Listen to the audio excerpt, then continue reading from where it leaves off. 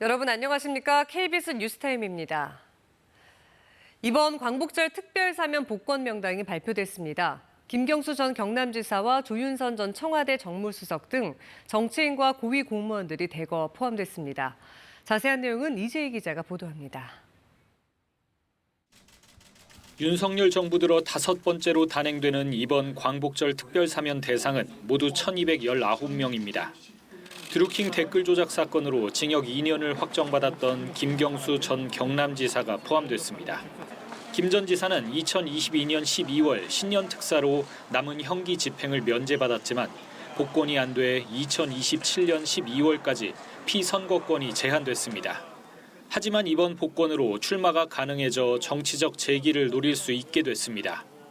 문화계 블랙리스트 사건으로 유죄가 확정됐던 조윤선 전 청와대 정무수석도 복권됐습니다. 이 밖에도 현기환 전 청와대 정무수석, 안종범 전 정책조정수석, 원세훈 전 국정원장, 조현오 전 경찰청장, 권선택 전 대전시장 등 정치인과 고위공직자 55명도 사면 복권 대상에 포함됐습니다. 정부는 국가와 사회를 위해 헌신한 공직자와 정치인을 사면해 통합과 화합의 기회를 마련했다고 밝혔습니다. 이동채 전 에코프로 회장이 남은 형기 집행을 면제받는 등 경제인 15명도 이름을 올렸습니다. 여객 화물 운송업과 생계형 어업 등 행정제재 대상자 41만여 명에 대한 특별 감면 조치도 이뤄졌습니다. 정부는 경제의 역동성 제고를 위해 생계형 형사범과 미래의 성장 동력인 청년 사범을 사면한다고 밝혔습니다. 또 광복절을 맞아 국가를 위해 헌신, 희생한 국가유공자를 사면 대상에 포함했다고 덧붙였습니다. KBS 뉴스 이재입니다. 정부가 국무회의를 열어 전국민 25만 원 지원법과 노동조합법 개정안, 이른바 노란봉투법에 대한 제2요구안을 의결했습니다. 한덕수 국무총리는 두 법안이 과도한 재정 부담과 산업 현장의 혼란 등을 일으킬 수 있다고 설명했습니다. 보도에 이현준 기자입니다. 지난 2일과 5일 각각 국회 문턱을 넘은 전국민 25만 원 지원법과 노동조합법 개정안. 정부가 국무회의를 열어 윤석열 대통령에게 두 법안에 대한 제2요구를 건의했습니다. 한덕수 국무총리는 야당의 일방적인 법안 처리에 대해 유감의 입장을 밝히면서 법안의 문제점들을 지적했습니다. 전국민 25만 원 지원법의 경우 삼권 분립의 원칙을 무너뜨릴 소지가 매우 크다고 설명했습니다. 예산을 편성하고 집행하는 건 행정부 권한이라는 겁니다. 소비 촉진 효과도 불확실하고 과도한 재정 부담으로 민생 경제 부작용을 초래할 수도 있다고 우려했습니다. 지금의 경제 상황에서 대규모 국채 발행은 오히려 물가와 금리를 상승시켜 민생의 어려움을 더욱 가중시킬 수 있습니다. 노동조합법 개정안은 산업 현장의 갈등과 혼란을 초래할 것이라고 비판했습니다. 교섭 당사자와 파업 대상을 무리하게 확대해 파업을 조장할 수 있고 기업의 손해배상 청구를 제한해서 불법 파업 책임도 묻지 못한다는 이유에서입니다.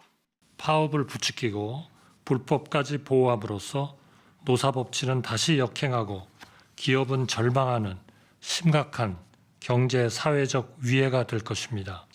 윤 대통령이 제2요구안을 제거하면 두 법안은 국회에서 재표결 절차를 밟게 됩니다.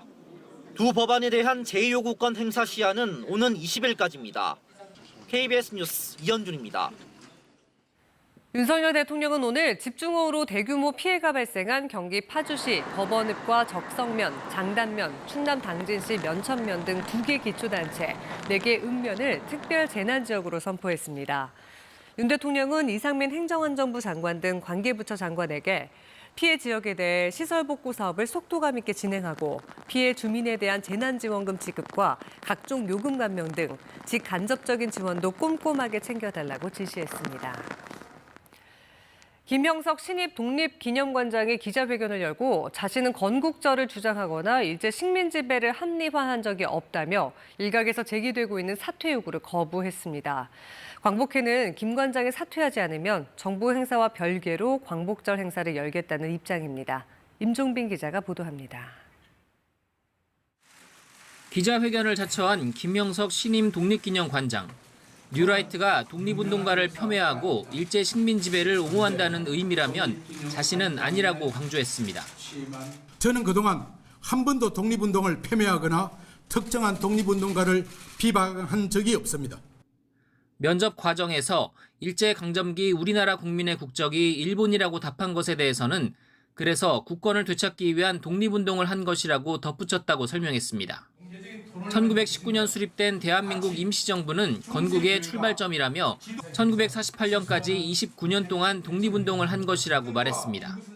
그 과정을 완전히 극복해서 우리 국민들에게 주권을 찾아주는, 자유를 찾아주는 이 1948년 8월 15일이 진정한 의미에서의 광복이다. 김영석 독립기념관장은 건국절 제정에 반대하며 앞으로 정치적 논쟁에는 개입하지 않겠다고 밝혔습니다.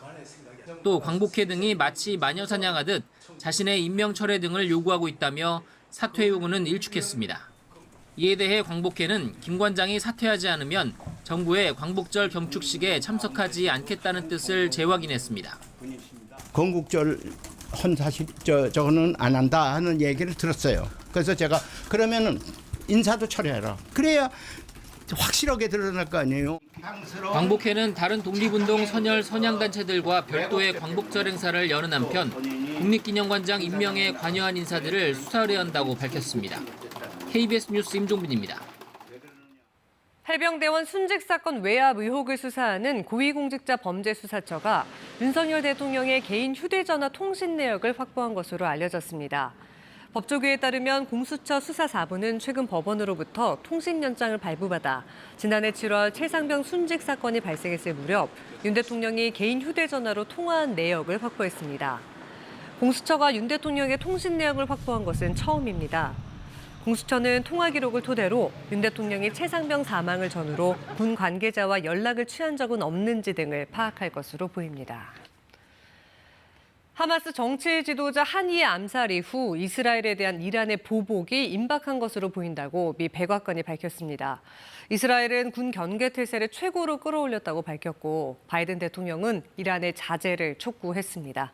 워싱턴 김지숙 특파원의 보도입니다. 이스라엘에 대한 보복을 선언한 이란이 조만간 이스라엘에 대규모 공격을 할 수 있다는 분석이 나왔습니다. 미국과 이스라엘 정보당국은 이란이 이스라엘을 직접 공격할 준비가 돼 있으며 며칠 내 실행할 가능성이 큰 걸로 보고 있습니다. That something could happen as soon as this week. 미 폭스뉴스는 현지 소식통을 인용해 이란과 그 추종 세력들이 앞으로 24시간 안에 보복 공격에 나설 수 있다고도 보도했습니다. 미국은 즉각 이란의 자제를 촉구했습니다. What's your message to Iran? Mr. President, what's your message to Iran? Any thoughts on former President? 바이든 대통령은 영국과 프랑스, 독일, 이탈리아 4개국 정상과 통화를 하고 이란의 이스라엘 공격 자제를 촉구했습니다. 이들 5개국 정상은 성명을 통해 중동 문제에 대해 논의했다면서 가자에서 종전과 인질 석방을 위해 진행되고 있는 노력에 전폭적 지지를 표한다고 했습니다. 이런 가운데 이스라엘은 이란과 레바논 무장 세력 헤즈볼라의 보복 공격에 대비해 군 경계 태세를 최고로 끌어올렸다고 밝혔습니다. 한편 하마스 무장 조직 알카삼 여단은 하마스에 억류된 이스라엘 인질 1명이 간수의 총에 맞아 숨지고 여성 2명도 중태에 빠졌다고 전했습니다. 오는 15일 이스라엘과 하마스의 협상이 예정된 가운데 이란이 조만간 보복 공격을 감행할 경우 가자지구 휴전과 인질 석방 협상에도 악영향이 불가피해 보입니다. 워싱턴에서 KBS 뉴스 김지숙입니다. 대기업 CJ의 식자재 유통사업 담당 계열사에 대해 공정위가 200억대 과징금을 부과했습니다. 지역 상인들과 상생을 약속하면 사업에 진출한 다음 거래처 정보만 쏙 빼낸 뒤 사실상 상인들을 퇴출시켰다는 게 공정위의 판단입니다. 보도에 김진희 기자입니다. CJ그룹의 식자재 유통 계열사인 CJ프레시웨이와 CJ프레시원에 공정거래위원회가 과징금 245억 원을 부과하기로 했습니다. CJ프레시웨이가 2010년 자회사인 CJ프레시원을 설립한 뒤 200여 명의 인력을 파견하면서 300억 원이 넘는 인건비를 부당하게 지원했다는 겁니다. CJ프레시웨이가 자회사를 내세워 하려던 사업은 전국 크고 작은 식당에 식자재를 유통하는 것이었습니다. 중소상공인들의 생계수단이었기 때문에 골목상권 침해 논란이 일었습니다. 그러자 당시 CJ프레시원은 상생을 약속하며 중소상공인들과 합작법인 형태로 시장에 진출했습니다. 중소상공인들은 평생 관리해온 거래처 정보를 제공하고 회사 지분을 받는 방식으로 참여했습니다. 하지만 CJ 프레시웨이는 이후 15년에 걸쳐 프레시원 지분을 100% 사들였습니다. 거래처 관리와 신규 개설 등 핵심 업무도 프레시웨이 파견 인력이 담당했습니다. 결국 중소상공인의 영업망만 인수하고 이들을 퇴출시켰다는 게 공정위 판단입니다. 공정위는 대기업인 CJ의 계열사가 상승을 가장해 시장에 우회 진입한 뒤 영세한 중소상공인을 배제하고 이익을 빼앗기 위한 수단으로 활용했다고 밝혔습니다. 특히 전례 없는 규모의 장기간에 걸친 인력 지원 행위를 적발하고 제재한 점에서 의의가 있다고 밝혔습니다. KBS 뉴스 김진입니다. 국토교통부는 현 정부 출범 이후 부동산 시장 교란 행위가 의심되는 7천여 건 중 3,456건을 적발해 국세청과 경찰청 등 관계기관에 통보했다고 오늘 밝혔습니다. 적발 사례를 보면 특수관계인에 해당하는 자매가 가격 허위 신고 의심 사례로 지자체에 통보됐고 공인중개사법에서 금지하는 행위인 중개의뢰인과의 직접 거래에 해당하는 사례는 경찰청에 통보됐습니다. 또 특수관계인 간 불법 증여 의심 사례도 적발돼 국세청에 통보됐습니다. 정부가 그동안 보상 수준이 낮았던 천여 개 중증 수술의 수가를 선별 인상하고 도수치료 등 과도한 비급여 진료를 제한하기로 했습니다. 정경실 의료개혁 특위 추진단장은 오늘 브리핑에서 상급 종합병원과 종합병원에서 주로 이루어지는 중증 수술로서 보상 수준이 낮은 천여 개의 중증 수술을 선별해 인상하는 방안을 검토하고 있다고 밝혔습니다. 정부는 또 중증, 고난이도 필수 진료, 응급, 야간과 휴일, 소아와 분만 분야, 취약지 등 6개 분야에 대해 공공정책 수가를 강화하기로 했습니다. 현재 서울은 35.6도까지 올랐습니다. 체감온도도 35도 이상으로 높아진 곳이 많아 온열 질환에 주의해야 합니다. 서울은 23일째 열대야가 이어졌습니다. 당분간 서쪽 지역과 해안가에선 열대야가 나타나겠고 내일도 한낮에는 서울과 청주 35도 등 폭염이 계속되겠습니다. 현재 전남 일부 지역엔 소나기가 오고 있습니다. 밤까지 중부와 호남 지역엔 소나기가 오는 곳이 있겠습니다. 내일도 전국에 가끔 구름이 많겠고 오후부터 중부와 호남엔 소나기가 예상됩니다. 제주도는 내일 아침부터 비가 내리겠습니다.